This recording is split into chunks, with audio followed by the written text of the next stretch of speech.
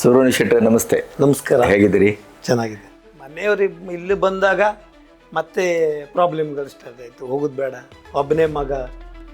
ಇಷ್ಟು ದಿನ ನನಗೆ ನಮ್ಮ ಅಮ್ಮನ ಹತ್ರ ಎಲ್ಲ ಹೇಳ್ತಾ ಇದ್ರು ಜನ, ಇವನು ಊರಿನಲ್ಲಿ ಇಟ್ಕೊಳ್ಬೇಡ, ಹೊರಗಡೆ ಹಾಳಾಗಿ ಹೋಗ್ತಾನೆ. ಆವಾಗ ನಾ ಭರ್ತಿ ಆದ ನಂತರ ಆರ್ಮಿಗೆ ಹೋಗ್ತೇನೆ ಅಂತ ಗೊತ್ತಾದವಾಗ ನನಗೆಲ್ಲರೂ ಹೇಳಿದ್ರಿ, ನೀನು ಒಬ್ಬನೇ ಮಗನ ಆರ್ಮಿ ಕಳಿಸ್ತಿದ್ಯಾ ಅಂತ ಅಂದರು ಎಲ್ಲರೂ. ಎ ಟು ಝಡ್ ಪ್ರತಿ ಯಾವುದು ಅದರಲ್ಲಿ ಎಕ್ಸ್ಕ್ಯೂಸ್ ಇರೋದಿಲ್ಲ. ಡಿಸಿಪ್ಲಿನ್ನು ಅಂದರೆ ಆ ಡ್ರೆಸ್ಸಲ್ಲಿ ಒಂದು ದಾಗ ಹೊರಗಡೆ ಬಿದ್ದರೆ ನೀವು ಡ್ರಿಲ್ಲಲ್ಲಿ ಹೊರಗಡೆ ಹಾಕ್ತಾರೆ. ಒಂದು ದಾಗ ಇದೊಂದು ದಾಗ ಇದೆ, ಹೊರಗಡೆ ಬಿತ್ತು ಅಂದರೆ ಅವ್ನು ಟೆಸ್ಟಲ್ಲಿ ಫೇಲ್. ಡ್ರಿಲ್ ಗ್ರೌಂಡು ಅಂದರೆ ಸುಮಾರು ಒಂದು ಕಿಲೋಮೀಟ್ರ್ ಇರುತ್ತೆ. 1 ಕಿಲೋಮೀಟ್ರು ಮತ್ತು 1/4 ಕಿಲೋಮೀಟ್ರ್ ಅಗಲ, ಉದ್ದ 1 ಕಿಲೋಮೀಟ್ರ್. ಅದು ಡಾಂಬರ್ ಹಾಕಿರುವಂಥ ರೋಡು. ಅದರಲ್ಲಿ ನಮ್ಮ ಶೂಗೆ ಆ ಕುದುರೆ ನಾಲ ಹಾಕ್ತಾರೆ, ಅದರಲ್ಲಿ ಅದಿರ್ತದೆ. ಆಮೇಲೆ ಮುಂದ್ಗಡೆ ಗಿಟ್ಟಿ ಹಾಕಿರ್ತಾರೆ. ಒಂದು ಪಾಸಿಂಗ್ ಔಟ್ ಪೆರೇಡ್ ನಡೀತು ಅಂದರೆ ಅದನ್ನು ಮತ್ತೆ ಡಾಂಬರ್ ಹಾಕ್ತಾರೆ. ಅಂದರೆ ಅಷ್ಟು ಕಿತ್ತೋಗುತ್ತೆ. ಅಷ್ಟು ಕಿತ್ತೋಗಿರುತ್ತೆ. ಯಾಕಂದ್ರೆ ಹೊಡೆಯುವುದು ಅದು ಕಾಲನ್ನು.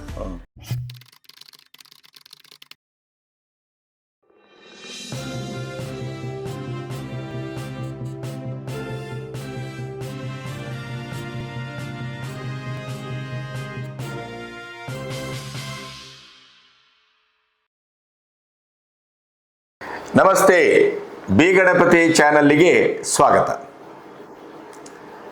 ನಮ್ಮ ಹೊನ್ನಾವರದ ಅರೆಯಂಗಡಿ ನೀಲ್ಕೋಡಿನ ಬಂಗಾರಮಕ್ಕಿಯಿಂದ ದೇಶ ಸೇವೆಗೆ, ಸೈನ್ಯಕ್ಕೆ, ಕಡು ಬಡತನದ ಅನಿವಾರ್ಯತೆಗೆ, ಆ ಕರೆಗೆ, ಒಡಲ ಹಸಿವಿಗೆ ಓಗೊಟ್ಟು ಇವತ್ತು 24 ವರ್ಷ ಅನನ್ಯವಾದಂಥ ಸೇವೆಯನ್ನು ಸಲ್ಲಿಸಿ ಸುಬ್ರಹ್ಮಣ್ಯ ಶೆಟ್ಟಿ ಅನ್ನುವಂಥ ಯುವಕ ನಿವೃತ್ತನಾಗಿ ಮನೆಗೆ ಬಂದಿದ್ದಾರೆ. ಒಬ್ಬ ಸೈನಿಕನಾಗಿ ಅವರು ಪಟ್ಟ ಶ್ರಮ, ಮಾಡಿದ ದೇಶ ಸೇವೆ, ಆ ದೇಶ ಸೇವೆಗೆ ಸಿಕ್ಕ ಪ್ರತಿಫಲ, ಒಬ್ಬ ಸೈನಿಕನಾಗಿ ಇಡೀ ದೇಶವನ್ನು ಅಹೋರಾತ್ರೆ ತನ್ನ ಇಡೀ ಜೀವನವನ್ನು ಪಣಕ್ಕಿಟ್ಟು ಸೇವೆ ಮಾಡಿದಂಥ ಆ ಸೈನಿಕನಿಗೆ ನಿವೃತ್ತ ಜೀವನದಲ್ಲಿ ಸಿಕ್ಕ ಸಮಾಜದ, ಸಂಸ್ಕೃತಿಯ, ಹುಟ್ಟೂರಿನ ಪ್ರೀತಿ, ವಿಶ್ವಾಸ ಅಥವಾ ಅವಗಣನೆ, ಅವಮಾನ ಇವೆಲ್ಲವೂ ಎಂಥದ್ದು. ಒಬ್ಬ ಸೈನಿಕನಾಗಿ 24 ವರ್ಷ ಸರ್ವಿಸ್ ಮಾಡಿ ಮರಳಿಗೂಡಿಗೆ ಬಂದಾಗ ಅವರನ್ನು ಭವ್ಯವಾಗಿ ಸ್ವಾಗತಿಸ್ತೇವೆ. ಆದರೆ ಕೊನೆಗೆ ಅವರು ಜೀವನವನ್ನು ಅದೇ ಊರಿನಲ್ಲಿ ಮಾಡಲಿಕ್ಕೆ ಹೊರಟಾಗ ಅವರ ಕಣ್ಣಲ್ಲಿ ನೀರು ಯಾಕೆ ಜಿನುಗುತ್ತದೆ? ನಾನು ಸರ್ವಿಸ್ ಬಿಟ್ಟು ಬರಬಾರ್ದಿತ್ತು ಅನ್ನುವಂಥ ಉಮ್ಮಳಿಕೆ ಯಾಕೆ ಬರುತ್ತೆ? ಸಮಾಜ ಮತ್ತು ಸಂಸ್ಕೃತಿಯಲ್ಲಿ, ಆ ಪ್ರವಾಹದಲ್ಲಿ, ಆ ಹರಿವಿನಲ್ಲಿ ಅವರಿಗೆ ಹೊಂದಿಕೊಳ್ಳಿಕ್ಕಾಗ್ತಾ ಇಲ್ವೋ, ಅಥವಾ ಊರು ಕೇರಿಯ ಒಂದು ಉಪೇಕ್ಷೆ ಅವರನ್ನು ಅತ್ಯಂತ ಜರ್ಜರಿತವಾಗಿಸಿದೆಯಾ? ಅವರ ಜೀವನ ಹೇಗಿದೆ? ಅವರು ಪಟ್ಟ ಸಾಹಸ ಏನು? ಅವರು ಮಾಡಿದ ದೇಶ ಸೇವೆಯ 24 ವರ್ಷದ ಅನರ್ಘ್ಯವಾದಂಥ ಅನುಭವದ ಬುತ್ತಿಯನ್ನು ಬಿಚ್ಚಿದಾಗ ನಿಮಗೆ ಆಗುವ ಆಶ್ಚರ್ಯ, ನಿಬ್ಬೆರಗು, ಹೀಗೂ ಇರಬಹುದೇ ಒಬ್ಬ ಸೈನಿಕನ ಬದುಕು? ಆ ಬದುಕಿನಲ್ಲಿ ಆ ಸೈನಿಕ ಪಟ್ಟಂಥ ಆ ಪಾಡು, ಶ್ರಮ, ಅಲ್ಲಿ ಅವನ ರಕ್ತಗತವಾದಂಥ ಒಂದು ದೇಶ ಸೇವೆಯ ಕೆಚ್ಚು, ರೊಚ್ಚು, ಆ ಒಂದು ಆರ್ಭಟ, ಆ ಶತ್ರು ಸೇನೆಯ ಎದುರು ನಿಂತು ಹೆಣಗಳನ್ನು ಉರುಳಿಸಿದ ರೀತಿ, ಇವೆಲ್ಲವನ್ನು ನೀವು ಕೇಳಬೇಕು.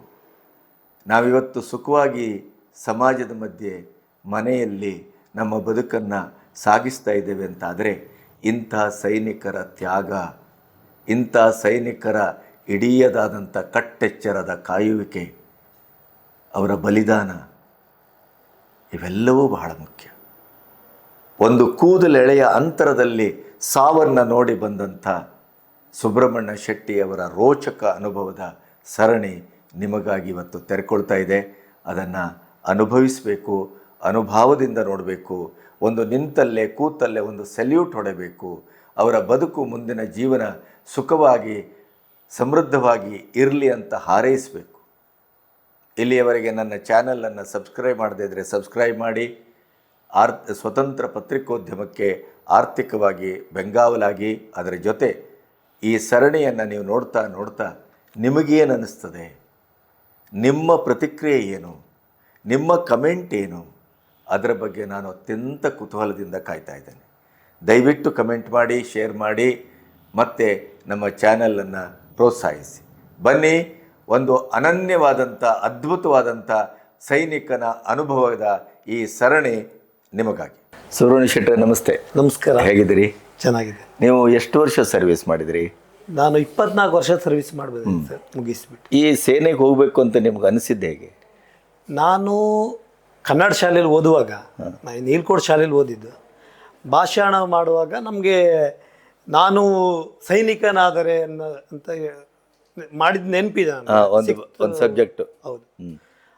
ಅವತ್ತಿಂದ ಏನೋ ಒಂದು ದೇಶ ಸೇವೆ ಮಾಡಬೇಕು ಅಂತ ಅವಾಗ ಇತ್ತು.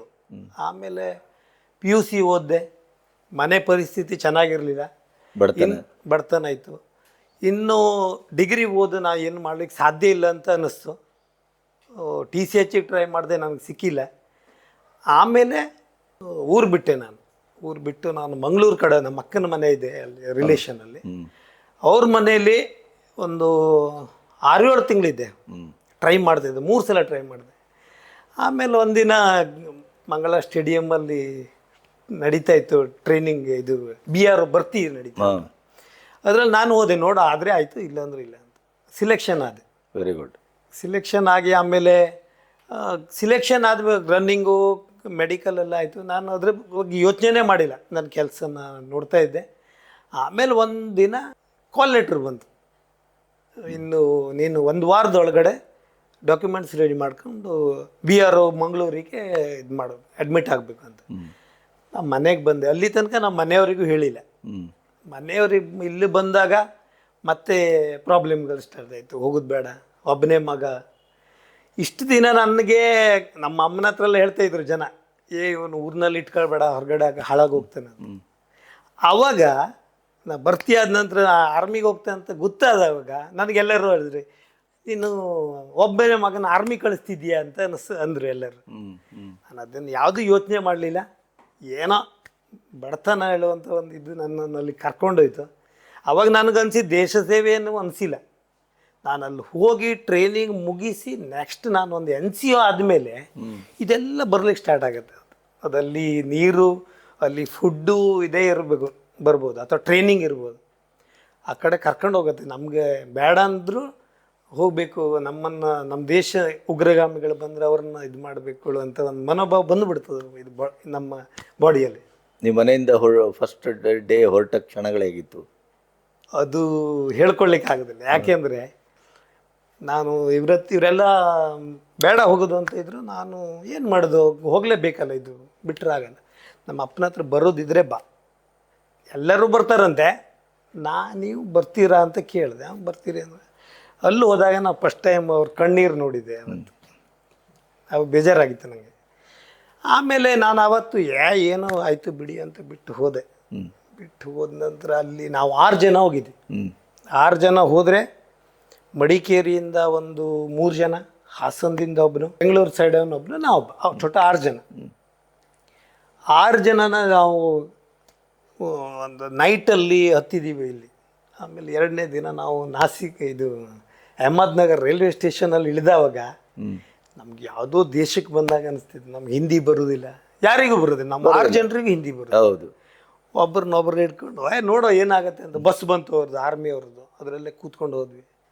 MIRC ಸೆಂಟಿರ್ ಒಳಗಡೆ ಹೋಗಿದ್ರೆ ಎಲ್ಲೋ ಜೈಲು ಥರ ಇದೆ. ಎಲ್ಲರಿಗೂ ಭಯ. ನಂಗೇನೋ ಒಂಥರ ಇದ್ದಿತ್ತು. ಆ ಹುಡುಗರೆಲ್ಲ ಬೇಡ, ಇದು ನಮ್ಮ ಹತ್ರ ಆಗೋದಿಲ್ಲ ಅಂತ ಹೋದ್ವಿ. ಒಳಗಡೆ ಹೋಗಿ ಎಲ್ಲ ಬಂದು ಉಸ್ತಾದ್ಗಳೆಲ್ಲ ಬಂದು ಬ್ಯಾಗ್ ಇಡಿ ಅಂತ ಅಂದರು. ನಾವು ಫಸ್ಟ್ ಕೊಟ್ಟಿದ್ದು ಪುರಿ ಮತ್ತು ಹಾಗಲಕಾಯಿ ಕೊಚ್ಚಿ ಅದನ್ನು ಫ್ರೈ ಮಾಡಿ ಕೊಟ್ಟಿದ್ದಾರೆ, ತಿನ್ನಿ ಅಂತ. ನಮ್ಮ ಜೀವನದಲ್ಲೇ ನಾವು ತಿಂದವರಲ್ಲ ಅದನ್ನು. ನಾವು ಅದನ್ನು ಬಿಟ್ಟು ಖಾಲಿ ಪುರಿ ತಿಂದು ಗ್ಲಾಸಲ್ಲಿ ಚಹಾ ಹಾಕ್ಕೊಂಡು ಚಾದಲ್ಲಿ ಹಸ್ಕೊಂಡು ತಿಂದು. ಆಮೇಲೆ ಉಸ್ತಾದ್ ಬಂದು ಕಟಿಂಗ್ ಮಾಡಿಸ್ಲಿಕ್ಕೆ ಕರ್ಕೊಂಡು ಹೋದ. ನಮ್ಮನ್ನು ಹೇರ್ ಕಟಿಂಗ್ ಮಾಡ್ತಿದ್ರು, ಫುಲ್ ಪ್ಯಾಕ್, ಏನೂ ಇಲ್ಲ. ಆವಾಗ ನಮ್ಮ 5 ಜನ ಹುಡುಗರು ಅಳ್ತಾ, ಇನ್ನು 1 ವಾರನೂ ನಮ್ಮ ಹತ್ರ ಇರ್ಲಿಕ್ಕೆ ಸಾಧ್ಯ ಇಲ್ಲ ಅಂತ, ಇವರು ಓಡೋಗ್ಲಿಕ್ಕೆ ರೆಡಿ. ನೀವು ನಾನಲ್ಲ, ನನಗೆ ನಾನು ಇಲ್ಲಿಂದ ನಾನು ಅವ್ರಿಗೆ ಹೇಳೋದೇನು ಅಂದರೆ, ಈಗ ಮತ್ತೆ ವಾಪಸ್ ಊರಿಗೆ ಹೋದರೆ ಮರೆಯೋದಿಲ್ಲ. ಎಲ್ಲ ಜನ ಇದು ಮಾಡ್ತಾರೆ, ಅವನು ಆರ್ಮಿಯಿಂದ ಓಡ್ ಬಂದಂತೆ ಅಂತ ಅನ್ನಿಸ್ತದೆ. ಹೇಗಾದರೂ ಇರಲಿ, ಅವರ ಡ್ಯೂಟಿನ ನಾನು ಮಾಡಿದ್ದೀನಿ. ಅಲ್ಲೇನು ಅಂದರೆ ನೈಟಲ್ಲಿ 2 ಗಂಟೆ ಡ್ಯೂಟಿ. 2 ಗಂಟೆ ಅಂದರೆ 8ರಿಂದ 10, 10ರಿಂದ 12, 12ರಿಂದ 2, 2 ಗಂಟೆ. ಆಮೇಲೆ 5 ಗಂಟೆ ತನಕ ಡಿವೈಡ್ ಮಾಡಿಕೊಂಡು ಮತ್ತೆ ಫಸ್ಟ್ ಡ್ಯೂಟಿ ಅವನು ಇರ್ತಾನೆ. ಇವರು ಸಿವಿಲ್ ಡ್ರೆಸ್ ಹಾಕ್ಕೊಂಡು ಒಳಗಡೆ ಹಾಕ್ಕೊಂಡು ಮೇಲ್ಗಡೆ ಕಾಕಿ ಡ್ರೆಸ್ ಹಾಕ್ಕೊಂಡು ಹೋಗ್ತಿದ್ರು ಓಡೋಗ್ಬೇಕಂತ. ಅವ್ರ ಡ್ಯೂಟಿನೂ ಮಾಡಿಕೊಂಡು ನಾನು ಒಂದು 3 ತಿಂಗಳು ಅವ್ರ ಜೊತೆನೇ ಇದ್ದು ಈಗ ಎಲ್ಲರೂ ಚೆನ್ನಾಗಿದ್ದಾರೆ. ಅದರಲ್ಲಿ 2 ಎಕ್ಸ್ಪೈರ್ಡ್ ಆದರು ಯುದ್ಧದಲ್ಲ. ಆಮೇಲೆ ಈಗ 3 ಜನ, ಒಬ್ಬನು ಸರ್ವಿಸ್ ಮಾಡ್ತಾ ಇದ್ದಾನೆ, ನಾ ಬಂದೆ ಇವಾಗ ಸದ್ಯ. ನಮಗಿಂತ ಮೊದಲು ಇನ್ನೊಬ್ಬನು ಬಂದಿದ್ದಾನೆ. ಚೆನ್ನಾಗಿದ್ದೀವಿ ಈಗ ನಾವು 3 ಜನ. ಅಲ್ಲಿಯ ತರಬೇತಿಯ ಆ ದಿನಗಳನ್ನು ಭಾಳ ಒಂದಿಷ್ಟು ವಿವರಿಸಿ. ಯಾಕೆಂದರೆ ನಿಮ್ಮಂಥ ಯುವಕರು ಮತ್ತೆ ಹೋಗೋದಕ್ಕೆ ಅದೊಂದು ಸ್ಫೂರ್ತಿಯೂ ಆಗ್ಬೋದು ಮತ್ತು ಅದೊಂದು ಮಾರ್ಗದರ್ಶನವೂ ಆಗ್ಬೋದು. ಇಲ್ಲಿ ಕೆಲವೊಂದು ನಾವು ಹೋಗೋಕ್ಕಿಂತ ಮೊದಲೂ ಇವಾಗಲೂ ಇದೆ. 15 ವರ್ಷ ಬಾಂಡ್ ಅಂತ ಬಾಂಡ್ ಏನೂ ಇಲ್ಲ, ಸುಳ್ಳು. ಇವಾಗ ನಿಮ್ಗೆ ಆಗೋದಿಲ್ಲ ಅಂತ ಟ್ರೈನಿಂಗ್ ಮುಗ್ದ ಕೂಡಲೇ ಬೇಕಿದ್ರೆ ಬರ್ಬೋದು, ನಮ್ಗೆ ಆಗಲ್ಲ ಅಂತ ಬರ್ಕೊಟ್ಟು ಬರ್ಬೋದು. ಆದರೆ ಯಾವುದೇ ಆರ್ಮಿಯಲ್ಲಿ ಫೆಸಿಲಿಟಿ ಸಿಗೋದಿಲ್ಲ. 15 ವರ್ಷ ಮಾಡಲೇಬೇಕು. 15 ವರ್ಷ ಮಾಡೋದ್ರೊಳಗೆ ಅದೊಂದು ಟ್ರೈನಿಂಗ್ ಅಂತ ಇದೆ. ಆ ಟ್ರೈನಿಂಗ್ ಅದು ಹೇಳ್ಕೊಳ್ಳುವಂಥ ಇದೆ ಅಲ್ಲ, ಸಬ್ಜೆಕ್ಟೇ ಅಲ್ಲ ಅದು. ಯೋಚನೆ ಮಾಡಿದ್ರು ಈಗ ಒಂಥರ ಭಯ. ಬೆಳಿಗ್ಗೆ 3:15 ಹೇಳ್ತಿದ್ದೆ. 3:15 ಎದ್ದು ನಾವು ರೆಡಿ ಆಗಿಬಿಟ್ಟು ನಮ್ಮ ಏರಿಯಾ ಎಲ್ಲ ಕ್ಲೀನ್ ಮಾಡಿ, ಕತ್ಲಲ್ಲೇ ಎಲ್ಲ ಕ್ಲೀನ್ ಮಾಡಿಬಿಟ್ಟು ಟ್ರೈನಿಂಗ್ ಏರಿಯಾಕ್ಕೆ ಹೋಗ್ಬೇಕು. ಎಲ್ಲ ಏಡ್ಸ್ ತಗೊಂಡೋಗಿ ಟ್ರೈನಿಂಗ್ ಏರಿಯಾದಲ್ಲಿ ಇಟ್ಟು ಕಣ್ಣು ಮುಚ್ಕೊಂಡೆ ನಾವು ಕೋತ್ ಅಂತ ಹೋಗ್ತೀವಿ. ಕೋತಲ್ಲಿ ಅಮ್ಯುನಿಷನ್, ನಮ್ಮ ಹತ್ಯಾರಗಳೆಲ್ಲ ವೆಪನ್ಸ್ ಇಡ್ತಾರೆ, ಟ್ರೈನಿಂಗ್ ವೆಪನ್. ಕಣ್ಣು ಮುಚ್ಕೊಂಡೇ ಹೋಗೋದು, ಅದೊಂಥರ ರೂಢಿ ಆಗ್ಬಿಟ್ಟಿದ್ದು. ನಿದ್ದೆ ಮಾಡ್ದಲ್ಲಿ ಹೋಗೋದು, ಆ ಉಸ್ತಾದ್ ಬರೋ ತನಕ ವೇಟ್ ಮಾಡ್ದಲ್ಲೇ ನಿದ್ದೆ ಮಾಡೋದು. ಅವ್ರು ಬಂದ ಕೂಡಲೇ ವೆಪನ್ ತಗೊಂಡು ಬರೋದು 2, 3, 4 ಎಲ್ಲ ತಗೊಬರ್ತಾರೆ. ಅಂತಾಗಂದರೆ ಉಳಿದು ಹುಡುಗರಲ್ಲಿ ಕ್ಲೀನ್ ಮಾಡ್ತಿರ್ತಾರೆ, ಟ್ರೈನಿಂಗ್ ಏರಿಯಾನ ಕ್ಲೀನ್ ಮಾಡಬೇಕು. ವೆಪನ್ಸ್ ತಗೊಂಡು ಬಂದು ಅಲ್ಲಿಟ್ಟು ಏರಿಯಾ ಕ್ಲೀನ್ ಮಾಡಿ 6 ಗಂಟೆಗೆ ಪಿ ಟಿಗೆ ಫಾಲೋನ್ ಆಗ್ತದೆ. ಅಲ್ಲಿ ಹೋದರು. ಪಿ ಟಿ ಫಾಲೋನ್ ಅಲ್ಲಿ ಹೋದ ಕೂಡಲೇ ಅಲ್ಲಿ ರಗಡ ಸ್ಟಾರ್ಟ್. ಮತ್ತು ಅದನ್ನಲ್ಲಿ ಯೋಚನೆ ಮಾಡೋಂಗಿಲ್ಲ.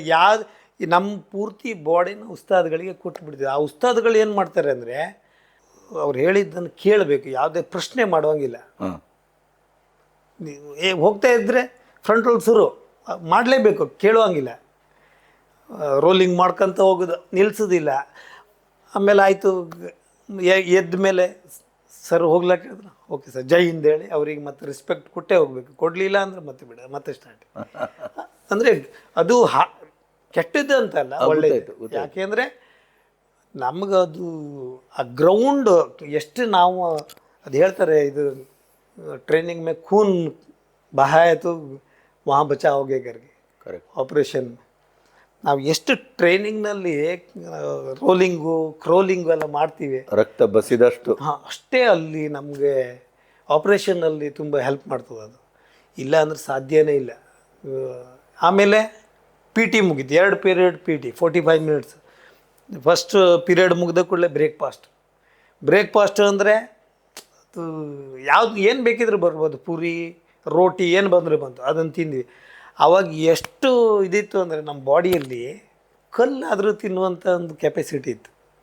ಹಾಲು ಪ್ಯಾಕೆಟ್ ಬರ್ತಿತ್ತು, 1/2 ಲೀಟ್ರ್ ಹಾಲು, ಅದನ್ನು ಕಚ್ಚನ ಕುಡಿದು ಬಿಡ್ತಿತ್ತು. ಅಂದರೆ ಇದು ಗೊತ್ತಾಯ್ತು, ಬಿಸಿ ಮಾಡೋದೇ ಇಲ್ಲ, ಹಾಗೆ ಪ್ಯಾಕೆಟನ್ನು ಒಡೆದು ಕುಡಿಯೋದು.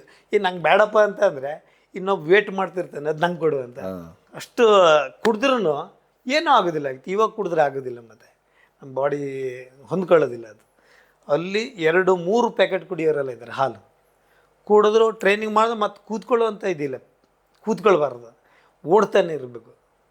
ನಡೆಯುವಂಥ ಒಂದು ಟ್ರೈನಿಂಗಲ್ಲಿ ಆ ನಡೆಯುವುದಂತೂ ನಾವು ನೆನಪೇ ಹೋಗ್ಬಿಟ್ಟಿದ್ವಿ. ಆಮೇಲೆ ನಮ್ಮದು ಈಗ ಫಸ್ಟ್ ಪೀರಿಯಡು ಮುಗಿದ ಮೇಲೆ ಬ್ರೇಕ್ಫಾಸ್ಟ್ ಎಲ್ಲ ಆಗಿ, ಆಮೇಲೆ ಸೆಕೆಂಡ್ ಪೀರಿಯಡ್ ಮತ್ತೆ ಒಂದು ಪಿ ಟಿ 45 ಮಿನಿಟ್ಸ್. 45 ಮಿನಿಟ್ಸ್ ಮುಗಿದೇನದೇ ಡ್ರಿಲ್ಲು. ಆ ಡ್ರಿಲ್ ಗ್ರೌಂಡು ಅಂದರೆ ಸುಮಾರು ಒಂದು ಕಿಲೋಮೀಟ್ರ್ ಇರುತ್ತೆ, 1 ಕಿಲೋಮೀಟ್ರು ಮತ್ತು 1/4 ಕಿಲೋಮೀಟ್ರ್ ಅಗಲ, ಉದ್ದ 1 ಕಿಲೋಮೀಟ್ರ್. ಅದು ಈ ಡಾಂಬರ್ ಹಾಕಿರುವಂಥ ರೋಡು. ಅದರಲ್ಲಿ ನಮ್ಮ ಶೂಗೆ ಆ ಕುದುರೆ ನಾಲ ಹಾಕ್ತಾರಲ್ಲ ಅದರಲ್ಲಿ ಅದಿರ್ತದೆ. ಆಮೇಲೆ ಮುಂದ್ಗಡೆ ಗಿಟ್ಟಿ ಹಾಕಿರ್ತಾರೆ. ಒಂದು ಪಾಸಿಂಗ್ ಔಟ್ ಪೆರೇಡ್ ನಡೀತು ಅಂದರೆ ಅದನ್ನು ಮತ್ತೆ ಡಾಂಬರ್ ಹಾಕ್ತಾರೆ. ಅಂದರೆ ಅಷ್ಟು ಕಿತ್ತೋಗುತ್ತೆ, ಅಷ್ಟು ಕಿತ್ತೋಗಿರ್ತದೆ. ಯಾಕಂದ್ರೆ ಹೊಡೆಯುವುದು ಅದು ಕಾಲನ್ನು, ಆ ಡ್ರಿಲ್ ಇದೆ ಹಾಗೆ. ಆಮೇಲೆ ಅಲ್ಲಿ ಸಜ ಹೋದ ಕೂಡಲೇ ಎ ಸಿ ಅಂತ ಅಂತಾರೆ. ಎ ಸಿ ಅಂದರೆ ಕಾಲು ಇದ್ರ ಮೇಲ್ಗಡೆ, ಗೋಡೆ ಮೇಲ್ಗಡೆ, ಕೈ ಮೇಲೆ ನಿಂತ್ಕೊಳ್ಬೇಕು. ಸ್ಟಾರ್ಟಿಂಗ್ ಅರ್ಧ ಗಂಟೆ 1 ಗಂಟೆ ಅಂದರೆ ಅವನು ಬೀಳಬೇಕು ಕೆಳಗಡೆ, ಬೀಳೋ ತನಕ ಬಿಡೋದಿಲ್ಲ ಅದು ಪೂರ್ತಿ. ಆಮೇಲೆ ಹೊಡೆಯುವುದು ಅದೆಲ್ಲ ಹೊಡೆಯುವುದು ಅಂದರೆ ಕೆಳಗಡೆ ಬಿದ್ದರೆ ಗೊಡ್ಡೆ ತಗೊಂಡು ಹೊಡೆಯುವುದು. ಅದೆಲ್ಲ ಟ್ರೈನಿಂಗ್. ಅದು ಯಾಕೆ ಮಾಡ್ತಾರೆ ಅಂದರೆ ಅವನಿಗೆ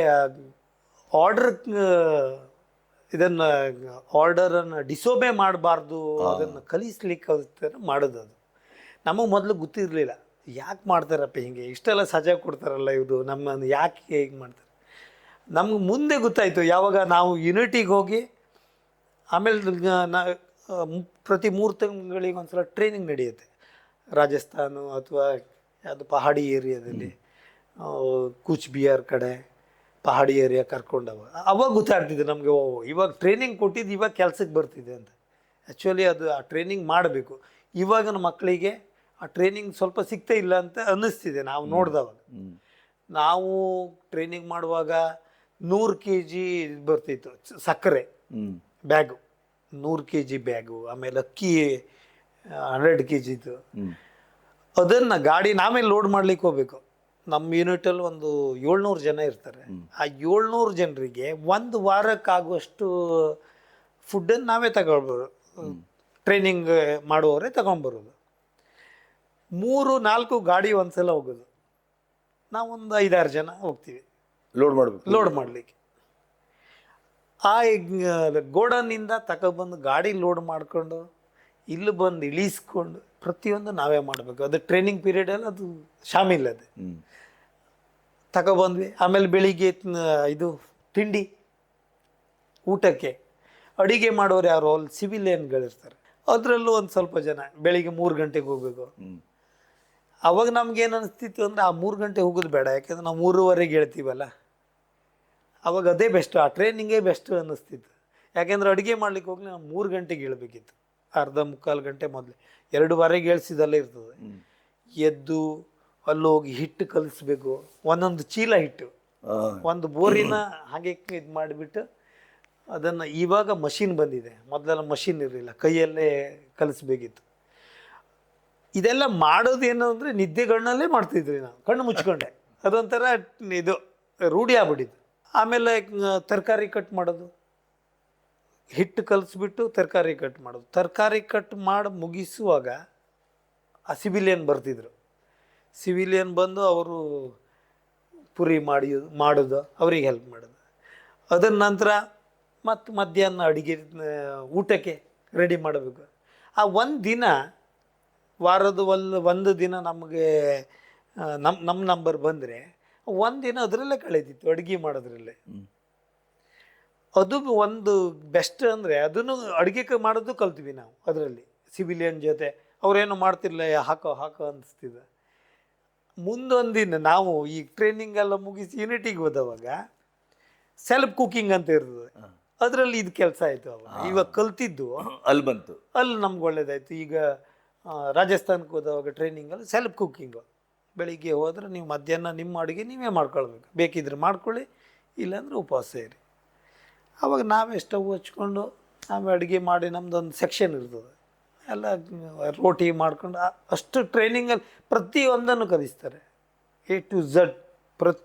ಯಾವುದು ಅದರಲ್ಲಿ ಎಕ್ಸ್ಕ್ಯೂಸ್ ಇರೋದಿಲ್ಲ.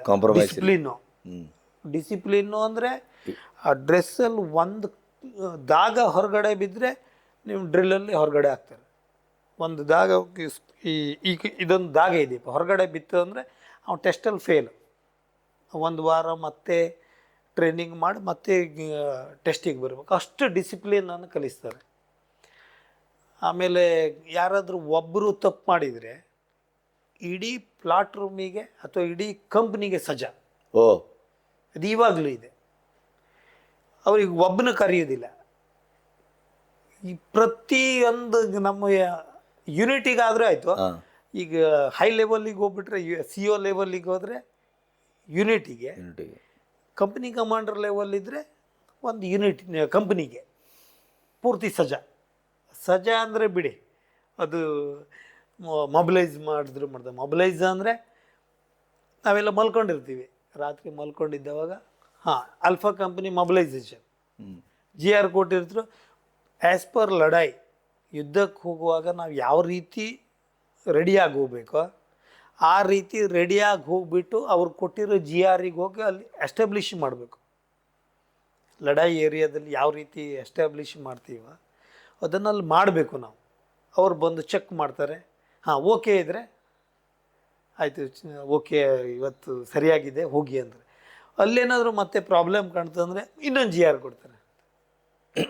ಕಂಪ್ನಿ ಮೊಬಿಲೈಸೇಷನ್ ಆಯಿತು ಅಂದರೆ ಅದನ್ನು ತಗೊಬಂದು ಮತ್ತು ವಾಪಸ್ ಇಡುವಾಗ ಒಂದು 15 ದಿನ ಬೇಕು ಸೆಟ್ ಆಗುವಾಗ. ಮತ್ತು ಯೂನಿಟ್ ರುಟೀನ್ ನಡೀತಾನೆ ಇರ್ತದೆ. ಆ ಎಕ್ಸ್ಟ್ರಾ ಟೈಮಲ್ಲಿ ಗೊತ್ತಾಯ್ತು, ನಮ್ಮ ಫ್ರೀ ಟೈಮಲ್ಲಿ ಅದನ್ನು ಮಾಡಬೇಕು.